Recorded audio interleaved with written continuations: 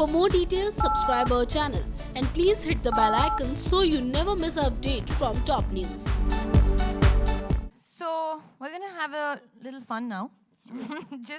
We've gotten to know a lot about the show. Now we want to get to know you a little better. Okay. So we're gonna play this rapid fire game, which we do a lot, which I've messed up in a lot of times in my life.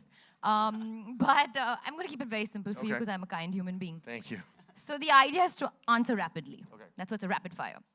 Okay, so favorite scene or episode from Narcos so far? The dance scene in season 3, episode 1, Pachahura. Okay. Yeah, I love that scene. A secondary character from the show that deserves its own show. Oh, that's easy. Don Neto, Joaquin Cosio, who's the co-star of season 4. He's great, right? Yeah, he's the best.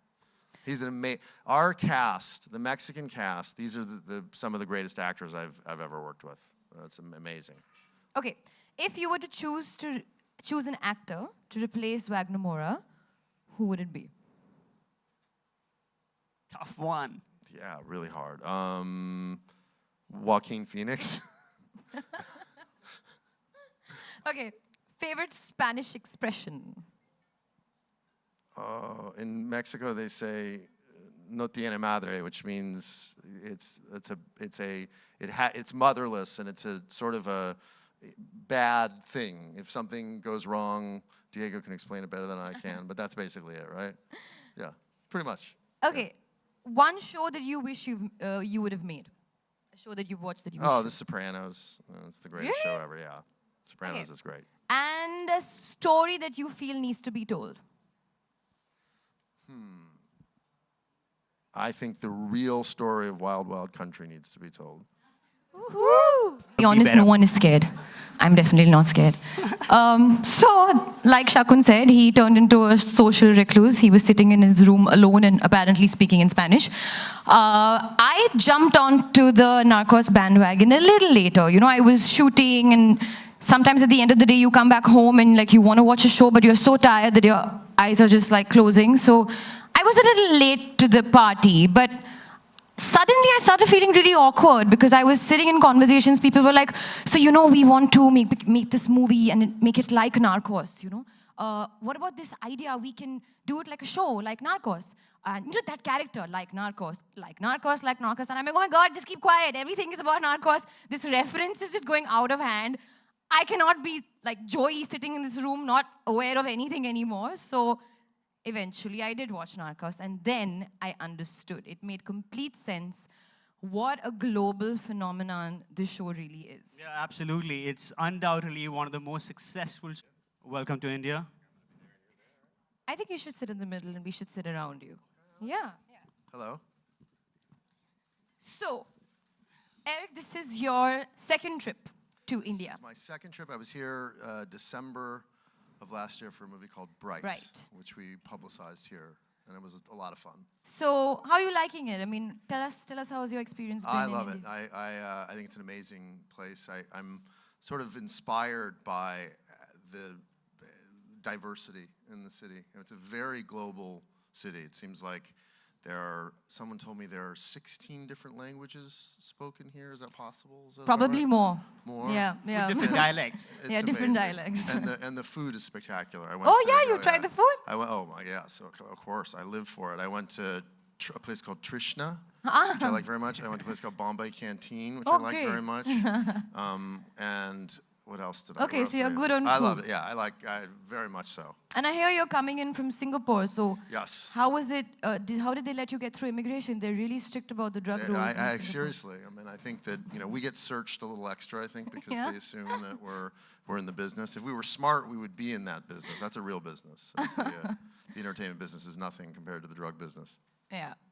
Well, talking about this show, Eric, you've had such a long journey with the story. And Netflix especially hasn't just changed the way we watch television, it's changed how we create and how we tell our stories. And you conceived this idea 20 years back as a feature film, and today it makes for 30 hours of one of the most riveting television, and now actually 40 hours. 40, yeah. 40 hours of one of the most riveting television show we have. Tell us a little bit about your journey with this idea and this huge journey that you've had. I first heard stories about the drug war in the mid-90s. Communism had sort of gone away as the enemy that it was for so long, and all of a sudden this thing that had transformed America, called crack cocaine, had sort of taken such a toll, and it was a problem that we had ignored, and there weren't a lot of stories about it. There was sort of the typical Latin American drug lord who would show up in a Jack Ryan movie or some, maybe a episode of Miami Vice, but it hadn't really been examined. And so I started to develop it as a film. And what I realized about movies versus television is that in a 2-hour format, you can't really get to know a character in a way that you could see him as anything but bad. And the reality is it's much more complex than that. And so the characters that we depict, first Pablo Escobar, then the Cali cartel, and now Felix Gallardo and the Guadalajara cartel, there's a certain complexity that can only be achieved in the longer format. No, I totally agree with you, because that was going to be my next question. I love Pablo. Okay, yes, like, you're supposed to. It's strange. I want him to be my friend. I wanted him to win. Like, it was strange, and I was sitting in my room thinking, am I crazy? Like, is this wrong? I like the bad guy, but it was not just me. It was everyone. So, how much of that was put down to design? Did you? Our goal is always to humanize these characters. The mistake that we make is to think that any of these people are purely monsters. They're not. Like, they're empathetic monsters. They have to be. They have to actually show that they are the product of their environment, the economic disparity, corruption, the endless appetite for cocaine that America represents. It's not as simple, though I think we'd like it to be, that it is not as simple as a monster sprang forth from their mother's womb. Correct. These people were made. And I think the mistake that we make in the world, and certainly in America, is we're always looking for the monster, and as a result, we miss the monster taking shape behind us. Right, I remember especially the last couple of episodes of season 2 when he goes and lives with his father. And he tells him that I want to buy a piece of land next to yours. And it's almost like you stop looking at him as Pablo and you're looking at him as a father and son, And then when he dies in the next episode, you have all these complex emotions you're feeling as an audience, because you don't want to really feel bad about a person who's killed thousands of people, but you do. I wept for days. Yeah, so I want to know were there ever conversations in the writer's room about, compromising on show's morality? And we've never shied away from the awful things that he did. We have Pablo Escobar blew up an airplane and killed 140 innocent people. He killed countless men, women, and children, and we never shied away from it. Nor did we shy away from the fact that he loved his children, and that he had in his mind, and I think this is true of everyone, we are all heroes or victims in our own story. And if you asked him whether he was a bad person, he would say absolutely not, and he would have an explanation. It would not be an excuse, but it would be certainly an explanation as to why he's not the bad guy. The Americans are the bad guys, or the Colombian government are the bad guys. And to a certain degree, he would be right.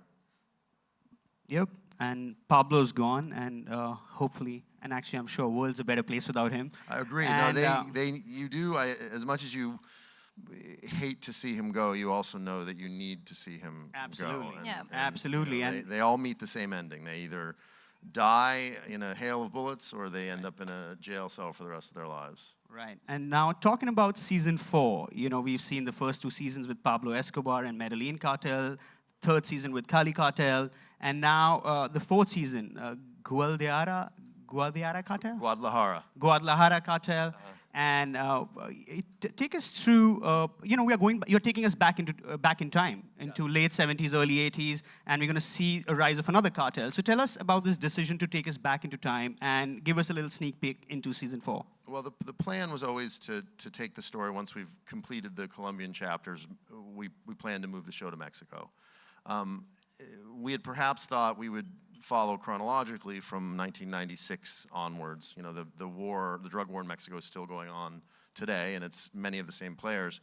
But what we decided when we started doing the research is we learned it's impossible to tell the story of the drug war in Mexico without telling the story of the Guadalajara cartel and Kiki Camarena.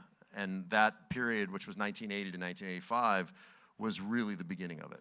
And so to try and jump midstream into it would have done viewers a disservice. At the same time, we felt like this could be seen as a standalone, for sure. It could be the beginning of the Mexican chapter, but it's also Narcos Season 4. So do you think people who haven't watched Narcos yet, I don't think many of them really exist, but those who haven't, they could start with Season 4 and then go back and move forward chronologically? Absolutely. You do not need to have watched Seasons 1 through 3 to watch Season 4. In fact, you could start Season 4 and then watch Seasons 1, 2, 3. Okay, so I just want to know honestly, because something that constantly gets thrown to me when I'm doing interviews is, you know, do you feel fear? Do you feel, were you anxious to play this character? Were you anxious to do this? My big question to you is, we as an audience get very attached to, you know, the protagonists, the locations. How do you feel when you're moving from season to season? Like when you finish season 2, you knew Pablo was gone. Now, what was the big challenge that you faced? Did you feel that fear that, okay, people may not be as invested? Because I remember people going like, oh my God, Pablo's gone, now what's left? And then came the Cali Cartel and they were like, oh my God, it's even better, like, you know? So how do you feel when you're writing the shows and when you're going from season to season? And now with season 4, it's another big challenge again.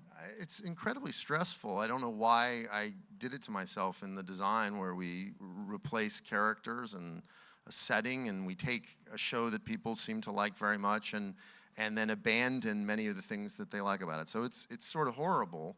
But the challenge, what it allows us to do is continue to raise the bar, culminating in, I believe, our best season, which is season 4, which is coming out this week. You think it's your best season? I think so, for sure. Okay. I think that, and I'm sensing that people who watch it agree. So it makes me happy. I think that, you know, one of the reasons why we cast Michael Pena and Diego Luna is we had an obligation to make the best, most real, authentic version of this show, and that there's, you know, audience demand. If you ask someone to accept the fact that they're not going to see Wagner Moura anymore, they're not going to see Pedro Pascal anymore, you have to give them something that very quickly in the first 2 episodes they say, okay, it's different, but I like it, and there's enough of the same that I feel like it's still Narcos. For more details, subscribe our channel and please hit the bell icon so you never miss an update from top news.